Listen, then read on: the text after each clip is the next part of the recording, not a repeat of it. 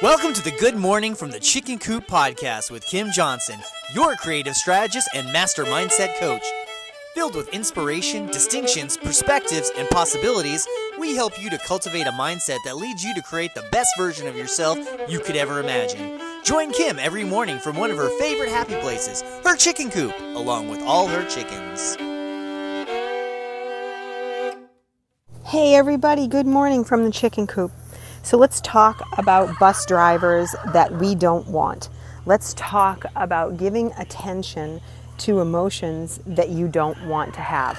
Yeah, and apparently Dottie has a lot to say about this conversation this morning because she's right in my face talking to me about it. So what does this look like in real world scenarios, situations? We all have emotions that we know we don't like. We all know we do it. We all have that anxiety. We all have frustration. We all have irritation. We all have emotions that we don't want to have. And we talk about them. I know because my clients talk to me about them all the time. But we'll often hear people say, myself included, I don't want to feel this way. I don't want to feel this way. So there's the logic that says, well, then don't feel this way. And then there's the reality of, well, I don't know how to not feel this way. Well, part of this, although this sounds very simplistic, is we are giving attention to emotions that we don't want to have. We're putting our directive on it. We're obsessing on it. So let's use anxiety because this is a very common subject for most people, and this is where it shows up. We are giving attention to the anxiety over and over and over again.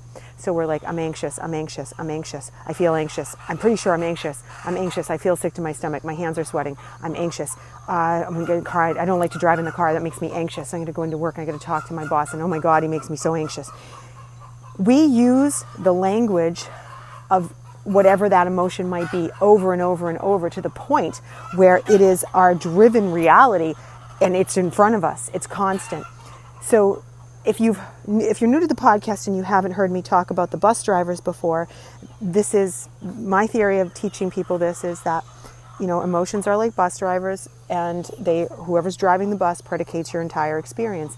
We all know when we were kids, if we rode on a bus, whoever the bus driver you had, you always wished for a certain bus driver. I always wished for Chuck because he was such an awesome bus driver and he was always had music and he was so nice to everybody, yet he was stern and nobody got picked on his bus. So I liked having him as a bus driver. So I didn't want to ride on anybody else's bus. I couldn't wait to see that he was my bus driver every year. And I'll never forget when I came up with this theory of like the emotions driving, I'm like, well, so why do we, if we wish for a certain bus driver, why do we then focus on the ones that don't serve us? Well, it's habit. It's the fact that we don't allow ourselves to be in the present moment. We spend so much time looking backwards and looking forwards that we're not in the present moment. And it's part of the reason why I like being in the chicken coop so much, because you have to be in the present moment. When I'm out here doing this is why I do it here, because you have to be in the present moment. You're paying attention. They're not thinking about other things. They're just doing their things. They get into a squabble with each other. 2 seconds later, it's like it never even happened. They don't hold grudges. They just move on. They live in the present moment. The creatures that they are just dictate that. And can they be trained? Sure. Just like we can be trained. But they don't hang on to the stuff that is necessarily the stuff that will eat them up inside. In fact, you'll see there might be one bird that's very mean to the other birds, and all of a sudden they'll forget about it and they'll just move on.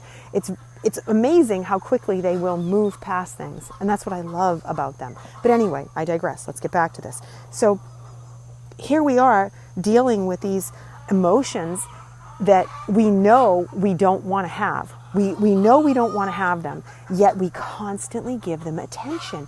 If this was a child, we'd say, we can't give attention to the behavior we don't want. We know the rules. Organically, we know the rules, but we don't follow them for ourselves. And the very simplistic way to think about this is the bus driver switching out the driver. Let me put a different driver in. Well, then anxiety seems to come right back. People will say to me, Kim, it's back again. Okay, yes, it's going to take time to shift it. It's going to take time. But the basic, simple, boil the ocean down thing is if you're giving attention to an emotion that you don't want, it will keep driving you. So you have to stop giving it attention. Say, no thank you, I choose not to give you attention right now. Nope, we're not doing that right now, you're not going to drive. And put a different driver in, and then come back and say 2 minutes later it might be back again. Oh, no, you're not the best driver for this. But just boil it down to those simple facts of when I give attention to something that I don't want, it expands. It can't not. That's just universal energy and the language of science. When you give attention to things that you don't want, or give attention to anything, whether you want it or you don't want it, it expands. So give attention to the things that you do want. Give attention to happiness. Focus on happy. Focus on light side emotions. Don't focus on the dark side emotions. It's going to be a process, my friends, but I know you can do it.